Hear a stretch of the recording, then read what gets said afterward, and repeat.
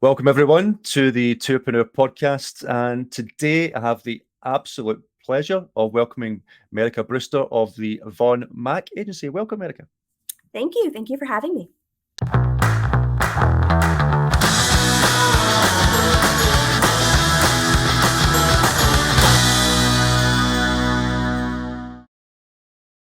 So you're obviously well known in our industry, but for those who don't know you or maybe new to the industry, do you want to give a little bit about yourself and what Von Mac's all about?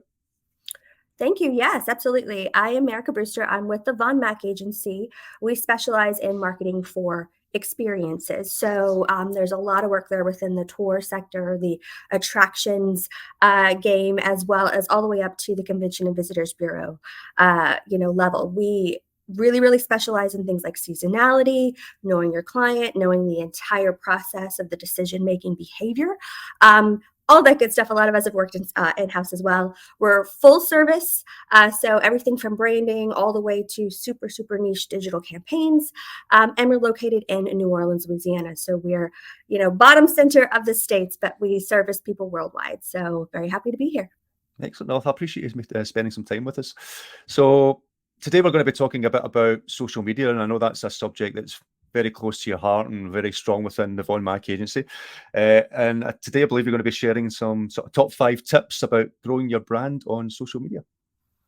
Absolutely. Yeah. So one of the things about Von Mac is we kind of model ourselves as an idea house, and that's a very creative space. And social obviously leans to that very strongly. And as we've worked together, and seeing everything online, that's how all of us have come together, right? Especially with Tourpreneur, that's how we found things. And it's about getting yourself out there in the most authentic way and building your brand and how you do so. And being creative, you also have to test. We do a lot of testing on Von Mac, and these are some of the things that we have found that have actually been just the pillars of everything we've done. And it's a great basis for when you get to campaigns, because then you'll have this organic community and this organic following that will help you get that off the ground. So the first one, going straight into it, is being true to your brand, having continuity. And it sounds so simple, but it's something where you have to be top of mind about it, because if you are not,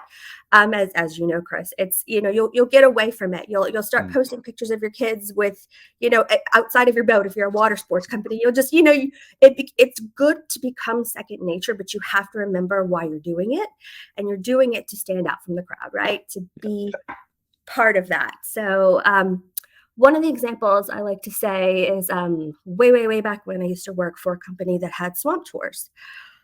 Swamp tours are great. Swamp tours get a lot of money. They're very lucrative down here in Louisiana, but there's quite a few of them, right? So you have to figure out exactly why you're different and put that online, not just on your website, but in your social. You have to prove it over and over again, because what you're doing is, when you're planting this seed for someone who follows your page or sees your content out there, several states away, another world away, they need to remember that when they get to town, that you were that swamp tour that they saw. It's not another one, and that they don't book a different one when they come to town. So how do you do that? You figure out what makes you different, and then you post about it, right? So if you're the one who has the albino gator, make sure that you mention that multiple times and that you feature that in your social, and that you're not posting a picture of your family and not even mentioning a gator or not even mentioning what you do. So you have to always kind of build on that. How strong do you think it is? I know the answer to this, but for the audience, how strong do you think it is about getting the personality across of a brand, having all the guides be part of that social media sort of posting and content and everything else? How strong do you believe that side of it is for making it a success? I think it's paramount. I don't know if you would agree, but I think it's paramount. I think the voice of your brand, and you have to think about the tone of that voice. Are you friendly and approachable? Are you authoritative, right? Are you the encyclopedia where you do the architecture tours, or the museum? However that is, that needs to be continually evident. So it doesn't have to be as tangible as an albino gator. It does have to be something where you can keep that top of mind and just naturally lean into it, right? So, with you guys, with Tourpreneur, and you with Chris, it's, being informative, and it's making sure that it's easily accessible in terms of information and all of that stuff. So in terms of a tour company, if let's say you're a food company, if there's a certain type of thing that you do, if it's small bites or something that's off the beaten track or whatever.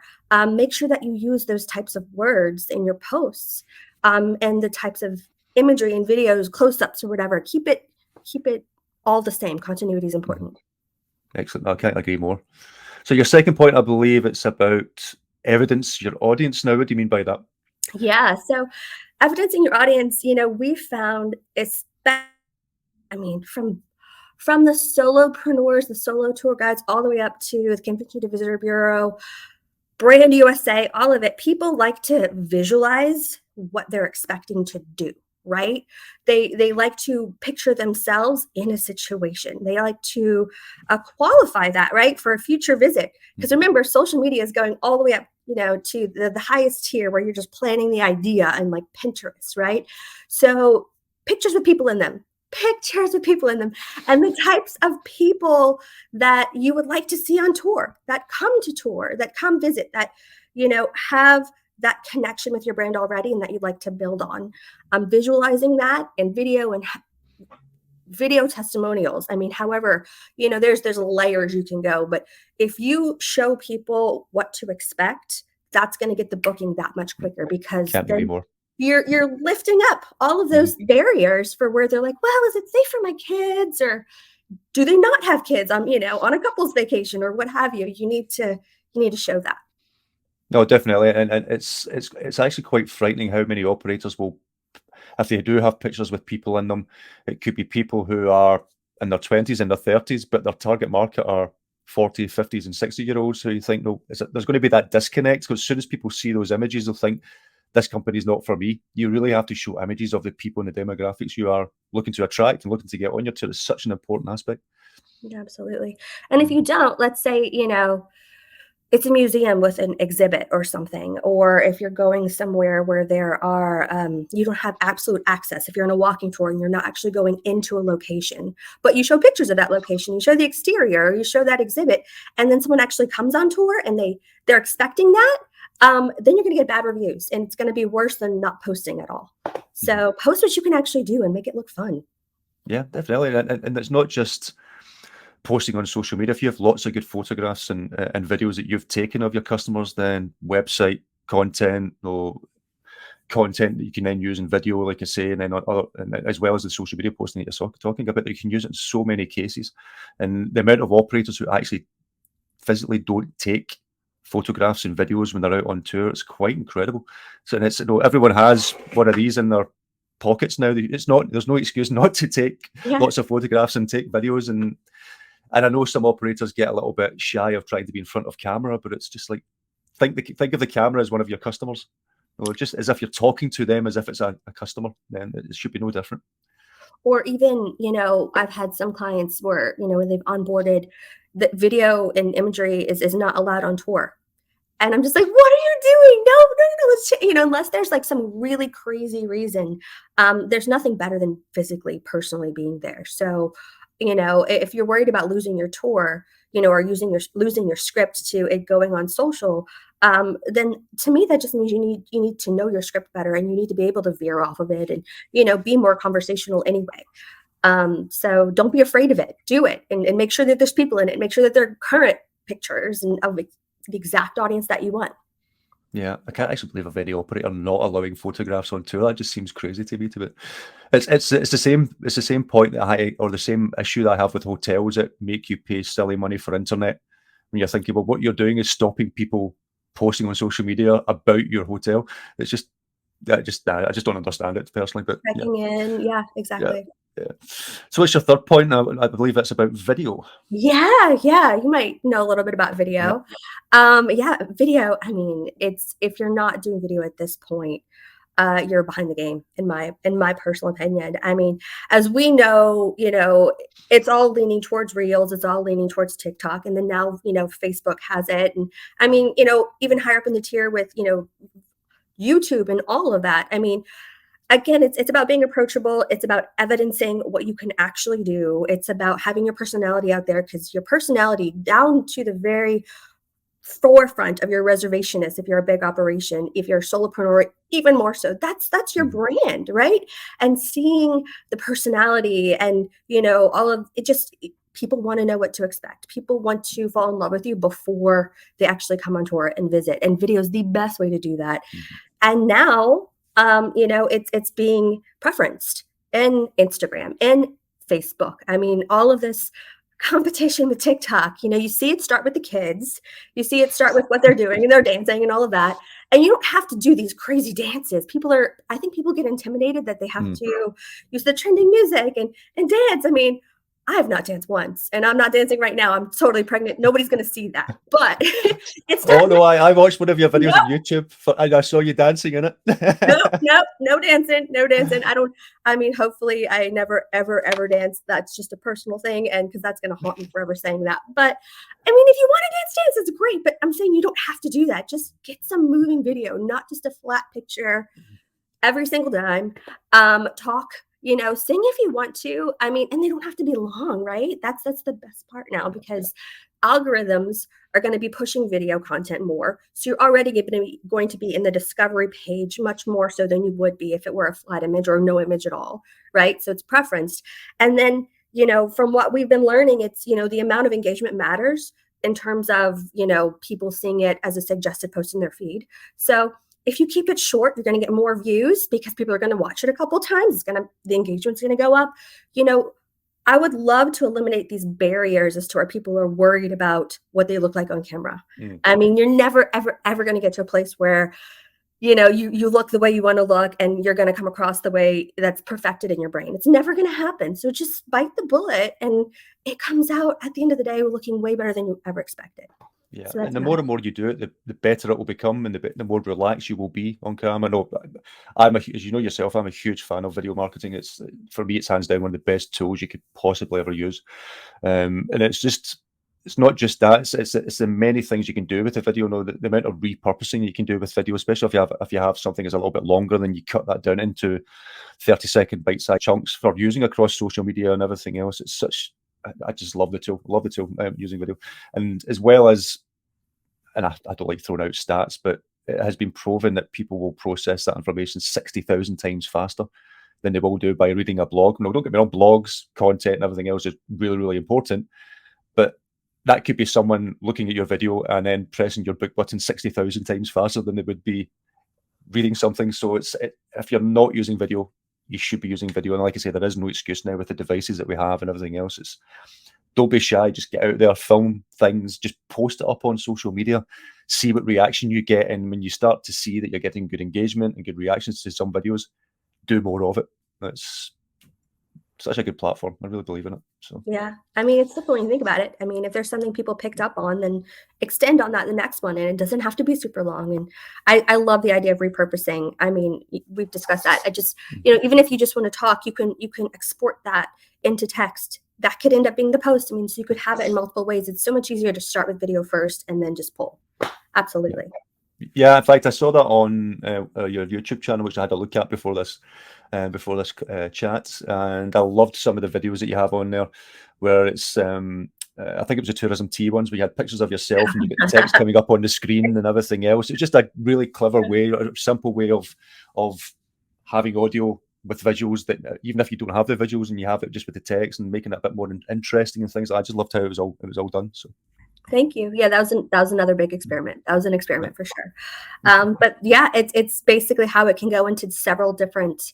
So the tourism tea is something we did last summer, you guys, and it was at Von Mac, and it was, as Chris mentioned, a visualized, basically podcast where you just see the words, and there was like cartoon versions of our personalities. And what we were trying to see was if you can use kind of the same format across different platforms. And you can, but obviously, as you could guess, it doesn't work as well as if you differentiate it, right? So we were, at the time, I think we were all in COVID, and we were really leaning into Clubhouse. So we were like, okay, well, we'll follow up with a discussion of what we found here on Clubhouse. And the Clubhouse portion of it ended up getting us, as an agency, the most leads, and obviously the biggest part of the conversation. But the actual videos with the text planted the seed and kind of got it going. And it obviously performed different on different platforms, but it was fun to do. Definitely fun to do.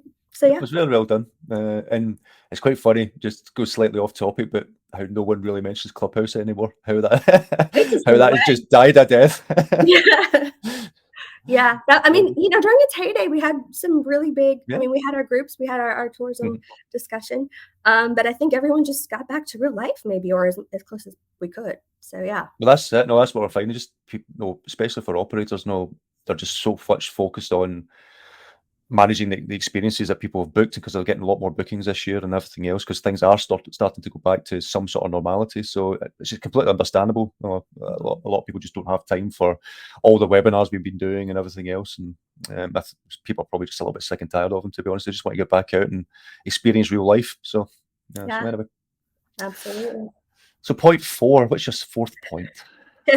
Actually, it segues greatly into our fourth point, which is don't spread yourself too thin, right? So focus on what matters, and that goes to real life as well as to social media, right? So remember how I was talking about the barriers and eliminating the barriers as to overthinking what social has to be before you even get on there. That's what I think, in terms of following the trendsetters and the kids. And when I say kids, I don't mean my kids. I mean, teens and people who are really prolific on it now, is that they just get over it and they just do it, because they enjoy it. And that's what you want to get to, right? So when you have this thought that you have to be on every single platform, you have to be on Facebook, you have to be on Instagram, you have to be on LinkedIn, you have to be on YouTube, like it becomes really overwhelming. Mm. And then you're like, what do I post? And do I post the same thing? And can it look the same way?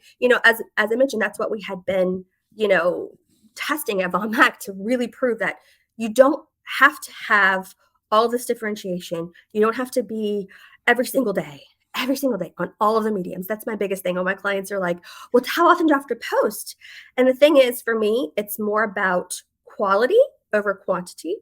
And you do have to be consistent. So when I say quality over quantity, I don't mean one post a month, but I do mean, if you can do twice a week, if you could do more, even better.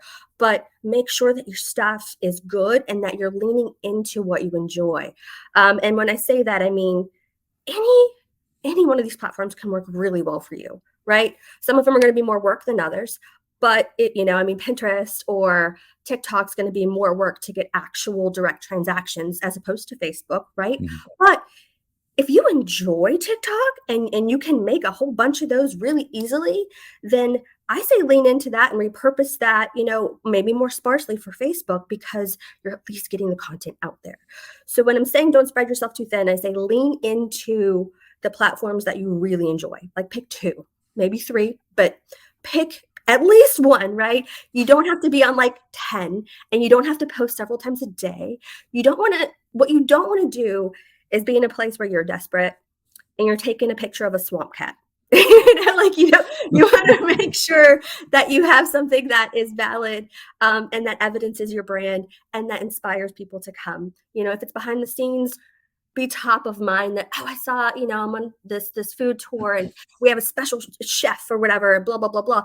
Just make sure that it's something that, sit down and realize what you really enjoy doing and what you can do. And I've advised some of my clients, the notes portion of your phone, believe it or not, is really, really useful because if you have an idea or whatever, you can just talk into it. And later on, you can use that for posts. Or if you get lots of questions or you get the same question multiple times in your email, I tell people answer it one time, put it in an outbox that has ideas in it. And that's where you can make a blog. That's where you can post some content on social because that's what people want to know anyway, right? So Yeah. it's just about being comfortable and knowing exactly what you're going to do with it ahead of time and not getting overwhelmed. So that's number 4. Don't spread yourself too thin. Yeah, I can't agree more. It's the same where people get a lot of hung up on trying to build up as many, say for example, Facebook likes as possible and followers and everything else. It's like I would rather see 200 people really engage with the content and my brand and putting stuff out there than 20,000 people who are doing absolutely nothing. No, the numbers mean nothing. It's about the people who you're attracting to it. And it's the same with posting. No, you have to post stuff up that's meaningful, it's true to your brand, it shows your personality, and it's not just posting for the sake of posting. That's people just get bored of that really and they'll walk away from your brand. So I completely agree. Yeah. Quality is so much more important. So Yeah. And I so now mean, it's about sharing love, I believe, isn't it? yes, and I mean that's going back to the community, right? Mhm. So, quality followers, again, we're the same way. I mean, Don't buy followers. Let's just say that first and foremost. Don't buy followers. It's going to make you seem quote unquote real. It's going to make you seem popular. But what you're doing is you're talking to nobody when your content gets out there, right? Because your content is not going to go to every single follower. Facebook or whatever medium chooses certain ones. So you're going to be talking to bots, number one. Number two, when you actually do step into campaigns, you're going to be campaigning to bots. So don't do that.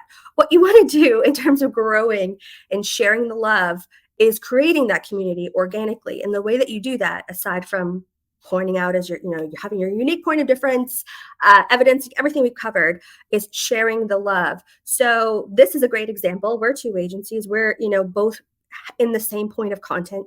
You can do that with your community too, as a tourpreneur. So, if you're, I keep going to the food, but, restaurants, cross tagging, sharing other people's posts of things that you do on tour, sharing tour goers posts. That's huge. People love to see that they feel special, and so as long as you give credit, you need to make sure you give credit, because you don't ever have to backtrack. But if you give credit, that's free game. If someone tags you in something, if someone checks into your tour, you can reshare that. You can make a montage post as long as you give credit. You can use that content that you've cultivated by having a great product and highlight it so that you don't even have to do the work. And then you're going to gain those followers. And then when someone goes to book a tour, they're going to see, especially if they're logged into TripAdvisor or what have you, like through Facebook, they're going to see the other people that already follow you. And that's going to give you that authority already. So don't be selfish. Again, so get comfortable, know what you're going to talk about and you're going to go, but then, share the love and talk to other people, and don't be afraid, and don't close yourself in. I know a lot of, tour companies out there where they get scared to do it. They're scared that someone's going to click over to someone else's page and book. But if you've done all these other steps and you've evidenced why someone should tour with you to begin with, then all it's going to do is help you be seen by other people's channels. Definitely, it helps grow your brand, helps grow that awareness, and I suppose it's a I was going to say the failing of a lot of business owners, but failing's maybe too strong a word, but it's something we've all been there, where we don't want to give away our secrets, or we don't want to share too many things because we feel that someone's going to book somewhere else or whatever. Yeah. Whereas you do learn to sort of think not to worry about that side of things. If people do that, people will do that. But if you're getting your brand out there, if you're doing the right posts and the right social media posts and the right content, you're going to get more bookings that way. And you might get one or two who may go somewhere else. That's fine. They're not going to be your customer. They don't want to be your customer, probably never be your customer. But then you're going to get more bookings and more awareness and everything else by doing the other things that you're suggesting. And it's I wouldn't get too hung up on what a competitor's doing. If you're doing that, then all you're really doing is worrying about their business and not your own, personally. So, agreed, 1,000%. And those are barriers, that we deal with every day, right? Worrying about what everyone else is doing, worrying about, the overwhelming feeling of having to do everything. It's just start somewhere, start with you, start with your own brand, and then get really confident about it, and you'll see it grow. You'll see the interest grow too, right? Because people will have questions. Definitely. So it'll spiral out. It's great. Yeah. And before we finish, it's one thing that I want to know from yourself what you find in terms of, if you had to choose one on Facebook, would it be Facebook business page or Facebook groups? Which one do you think gives you the better or the most engagement? It's hard to answer that because you're Tourpreneur and you have the group. So I feel like I would be offended. No, well, think of it from an operator's point of view. Yes. I personally like pages because I feel like, that leads to paid campaigns, right? So, if you have a business page, someone can theoretically check in at your tour. They can be part of the community tagging you. You can use that page within groups, which you should do anyway, right? You can have your own group. We all have our own groups with our agencies. Being active in groups is super important, and having a group is very important. As I'm sure you know as well, you can't really market to a specific group. There's certain ways you can go about it, but you can't say market to members of this. Yeah. So, but you can market to, if you're doing campaigns, fans of page, friends of fans of page, people who are traveling, that sort of thing. So, it gives you a lot more opportunities. But, obviously groups are, in my opinion, secondarily important. It's you can't have one without the other. No, I agree. Facebook business pages are, as you say, vitally important. I just tend to find groups personally. You get, especially what we've done is we've advised some operators, and which they've done is, well, for example, we've got an Irish operator who has basically created a group all about genealogy. So it's all about the roots of Ireland, because obviously a lot of people from America, which is their target audience, Yeah. have family back in Ireland. So what they do is then people will go into that group, join that group, and ask questions of, well, whereabouts in Ireland would my family come from if they had this name or that name or all these different things. And it's not overly branded with that operator's brand. It's more like an open group for people who are interested in that. But there is those soft sells, there is those little bits of information that then bring them back to either the website or the Facebook business page or whatever from that, and then they can hopefully get some bookings from that. But it's thinking a little bit out the box as well in terms of what you can do for a community in terms of that group, and then bringing them in that way as well. So it's actually working very well for them. So I'm a huge fan of Facebook groups personally. I think you can get really good engagement and good bookings from it eventually, but it does take work. So yeah, I think that's genius. I think that's picking what your authority is over, right? Very specifically, and then leading the pack, right? And creating a forum for that, an ongoing forum. I tend to find, I guess, because we lean into social so much over here. I'm not saying that you don't, but we see a lot of trepidation in the time that it takes to cultivate that, right? So that group is going to take time. It's going to be worth it. Yep. It's absolutely worth it, right? As and you guys can tell that with Tourpreneur as well. I think that a brand would benefit by having someone that revels in something like that, because that is useful for sure. Yeah, that's amazing. I might go join that group because I have Irish roots. So there you go. Well, yeah, I actually tied in with a campaign because anyone who booked one of their tours got a 6-month subscription to ancestry.com. So it tied in with that, and it was a whole thing with that. So yeah, it actually worked out quite well. But as you say, it is a long game project. It's not something you're instantly going to get bookings from and stuff like that, or grow your awareness really quickly.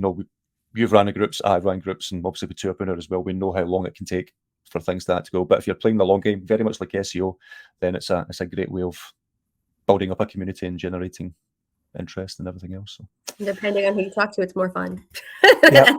So yes. Well, Marica, I've absolutely enjoyed the chat with you. I think obviously this has been a short podcast, but I think some of the tips you've given has been absolutely incredible. If anyone wanted to know more about yourself or Von Mac, where should they go? VonMacAgency.com. We're also on social. Please come and follow. We will answer your questions as well. Von Mac Agency, and Instagram, Facebook, all of that. But yeah, and if you're in town, if you're in the South, if you're in New Orleans, come drop by. We're on Oak Street. But yeah, you'll see us online as well. You'll see me there. So especially now that I'm carrying a baby, I'm much more online than in person. So.